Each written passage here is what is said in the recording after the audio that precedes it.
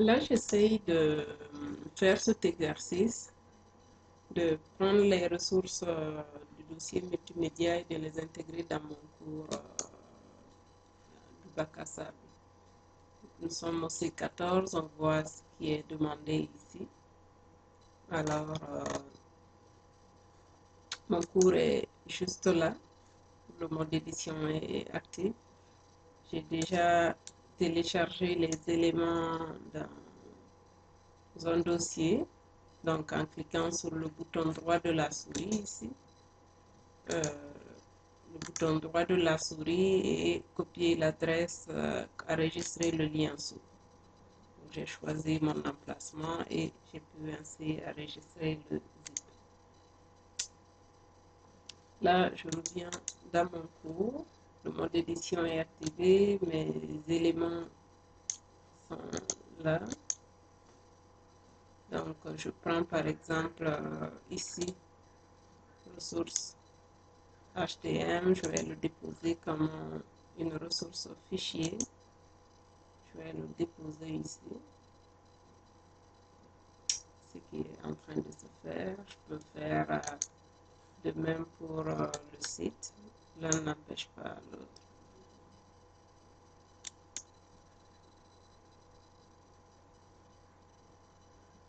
Alors, il est en train de se télécharger.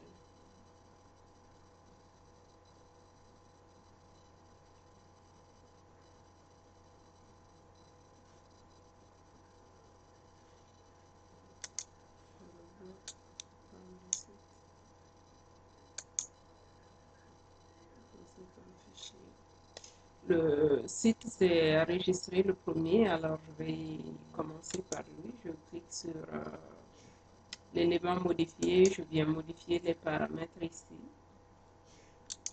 Ça, c'est un choix personnel. Je rajoute juste le repère du module en question. Ça, c'est quelque chose que j'ai copié de la page d'accueil d'initiation de Daniel Meto.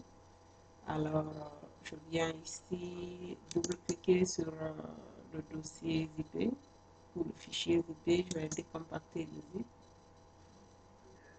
Voilà qui est fait. J'ai ici une ressource qui s'appelle source HTML et je clique juste une fois dessus. On me propose de le spécifier comme élément principal. Donc, je pourrais même supprimer le dossier qui est là.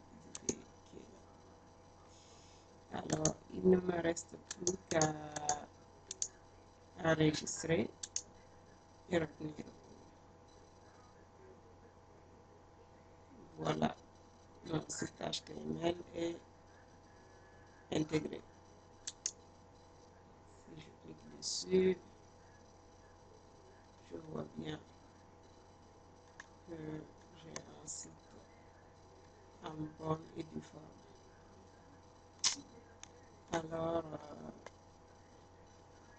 je vais revenir ici au module d'intégration à la section autrement dit.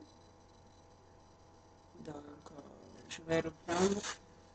On dirait que mon élément ressource.zip n'a pas fonctionné.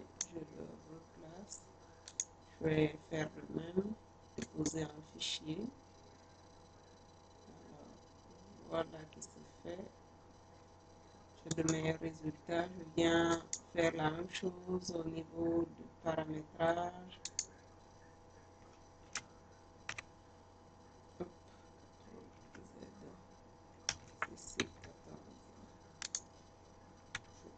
je vais copier la même chose. Je peux choisir de l'afficher ou de ne pas afficher. Tout à l'heure, je n'avais pas coché la case.